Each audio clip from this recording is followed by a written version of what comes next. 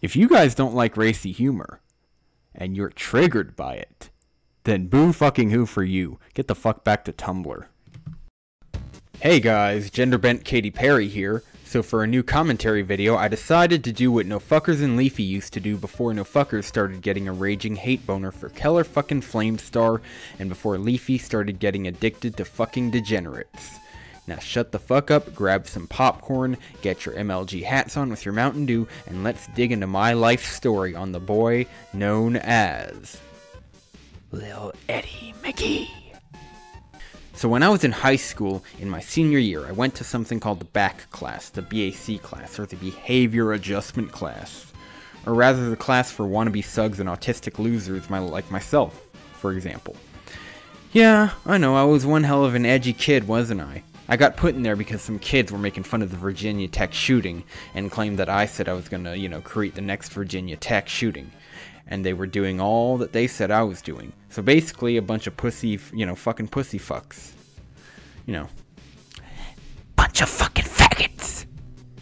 Now in this class, there used to be a teacher called Mr. Touchstone.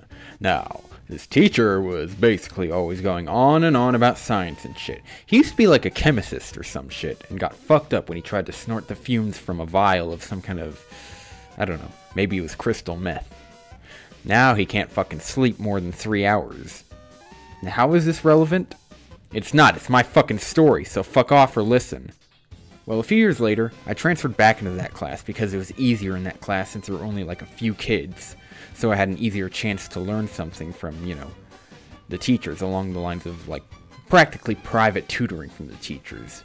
So you can probably imagine some shitty fanfic is already in the make where I gave anal to the teachers for extra grades despite the fact that my hard drive is filled with, faggot-ass weeaboo mobage cards of Rios Gremory.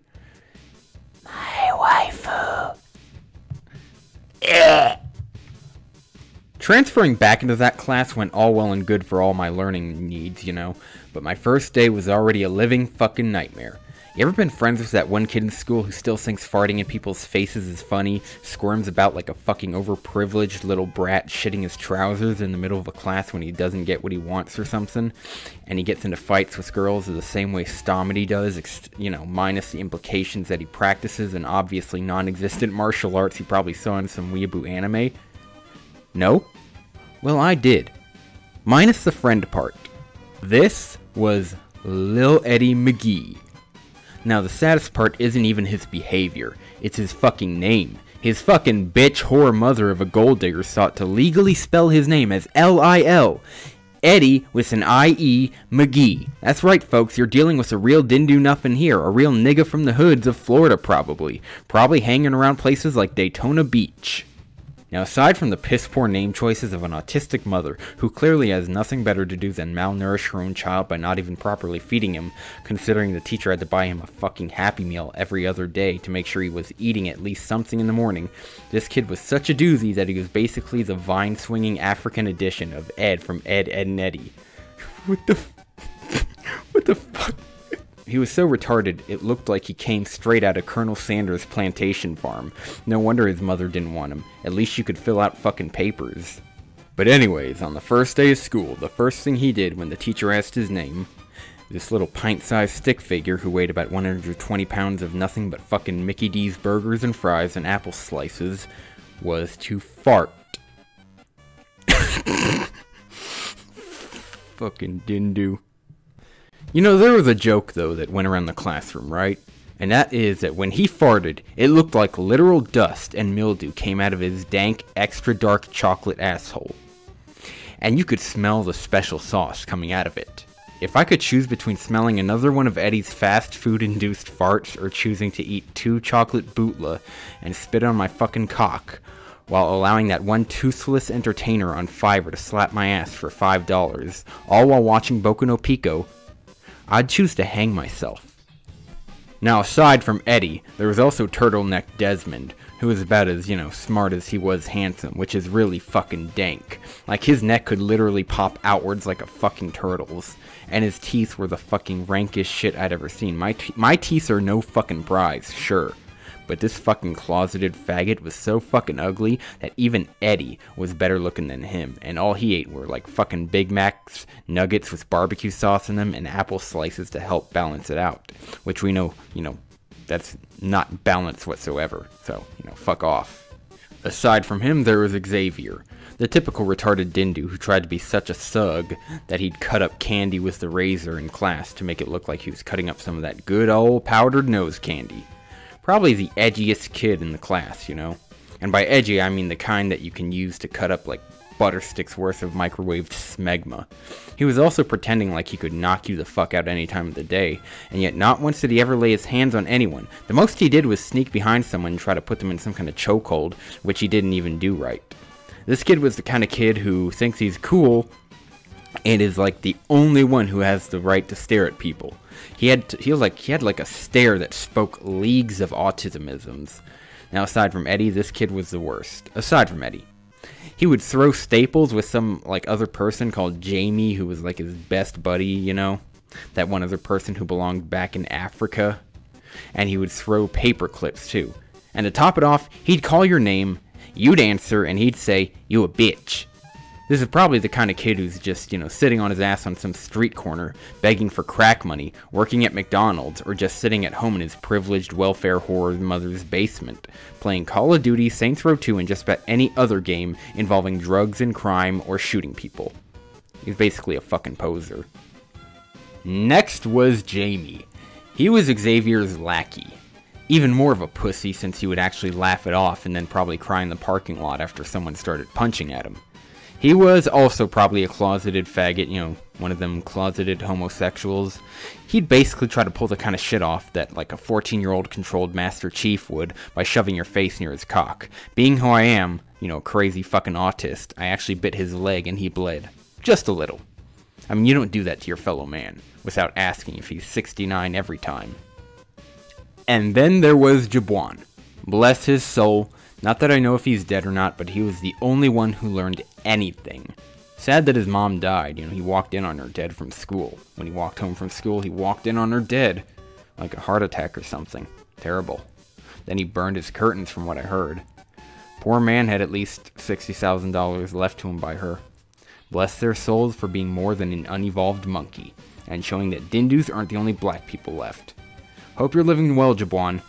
You're at least living proof that black people are people indeed. And last, there was the rest of them. There were two white rapper wannabes named Josh and some fat fuck who could easily fill the role of a white version of the fat guy who worked in Nickelodeon's Good Burger show. Some weed junkie wetback who probably wound up dead instead of at Home Depot. The wetback's wetback thug life wannabe friend with insomnia who he left to almost die in the streets over some weed. A literal dindu who failed to evolve into a human properly and was left with a literal monkey-faced upper lip who always talked about the so-called goons he had in jail. Some dindu bitch whores who probably have several venereal diseases sitting in their snatches. A fat dindu fuck who was always eating Cheetos out of a giant bag. And some guy who has that one quiet dindu who just didn't give a shit and probably smokes tons of weed. Now back on topic, there was Lil Eddie Mc'guee. Now this guy was that one guy that everyone besides me knew from their hood. Everyone hated this skinny fuck. Everyone. Every time they had to be escorted to the bathroom, and Eddie would touch their fucking dicks in the urinals. Every 20 to 30 seconds he'd whisper the words, "Shut up," and then say your name. Like, shut up. Whatever your name is. Like, shut up, viewer. And especially he would do that to me. I literally had never had a dream of fighting anyone until then when I woke up one morning punching my own alarm clock and getting a cut on my hand. You could perhaps say that I had some of that good old non-existent PTSD, which isn't really PTSD. Thank you, Twitter. You can fucking kill yourself now. Twitter. Now, along with touching people's dicks, he would also fart every few minutes, ranging from 2 to 5 to 7 to 10 to 12. Every fucking time you smelt the medium fries mixing with the salt and pepper, mixing it together with the fucking mayo on beef. If there is ever anything that could steer you from Mickey D's for like 5 years, it's this 15-year-old fucking spastic moron's farts. and this kid was so uncontrolled that he was always asking the teacher to look at him, and then he would uncontrollably fuck his desk 3 times faster than Scooby could lay his seed into a stuffed Freddy Fazbear toy. Along with the farts, Eddie was always breaking other people's things, pouring his drinks on drawings that I made and spent time on, being that I was an even bigger weeaboo then. The teacher at the time, who wasn't Mr. Touchstone, being that Mr. Touchstone would have probably quit after having to deal with him, was a man called Mr. Hanson, who was too forgiving to this fuck. Eddie got away with a lot of shit. The class had 2 computers, and whenever someone was about to get on that computer, even if there was still one more available, Eddie would just scream like a banshee, like, like, "Ah! Ah!" And he'd scream out, "No, Mr. Hanson, let me on the computer! On the computer!" And he didn't even say computer right. He'd say it like a fucking dindu, who'd like never heard of one until then. Along with being a greedy, low-functioning savant, he was always running up to people like me and slapping them across their arm. The top of their arm, leaving big red marks. I almost tried to put him into the hospital several times, considering he was like fucking skinny as fuck. I even lost an MP3 player that I really liked to this skinny ghost hands fucking dindu. His little ghost hands going, "Ooh, I'm gonna steal your shit." Being that this kid was a retard, when the time came for him to fight a girl, and bear in mind that I'm not against fighting girls as long as they're, trying to do a fair fight or trying to fuck you up or some way. Or being an over-controlling harpy. Lil Eddie Mc'guee would fight with his hands up and spread completely out, leaving his hands more wide open than Sasha Grey's pussy back in 2007. Like, "Ooh, ooh, ooh," and he would start shuffling around. He was like Stomedy was during his little video about starting a war with Leafy and Pyro, except he was less articulate. And Stomedy was probably like Lil Eddie, who changed his fucking name when he grew older to a far better one, fitting for a chocolate Malteser, considering how full of that shit dindu complex that Stomedy probably is. I actually remember that everyone in the school parking lot found Lil Eddie Mc'guee taking his own Lil Eddie and yanking it harder than a kid in Boku no Pico yanks their little Pico. In the parking lot, just and that's really all about I have to say for this story. If you're, disturbed, want to kill yourself from disgust, or want to find this boy and commit a God-given right to eliminate retards, then I won't stop you. Except for that last one. I mean, do you really think you just go around and kill someone? Saying KYS, kill yourself, is not the same fucking thing. Either way, 1 like equals 1 Lil Eddie Mc'guee shipped back to Africa into a steel container, filled with an endless supply of Big Macs and Happy Meals. I know, African kids need that food, but who gives a shit about starving kids in Africa getting brain damage from a lack of food? Clearly not the Black Lives Matters movement. Or they would have sent Eddie back there to begin with so they could, cut him open and reclaim all the chicken McNuggets and soft serve ice cream he probably ate. しょうがねえな。ほら、変われって。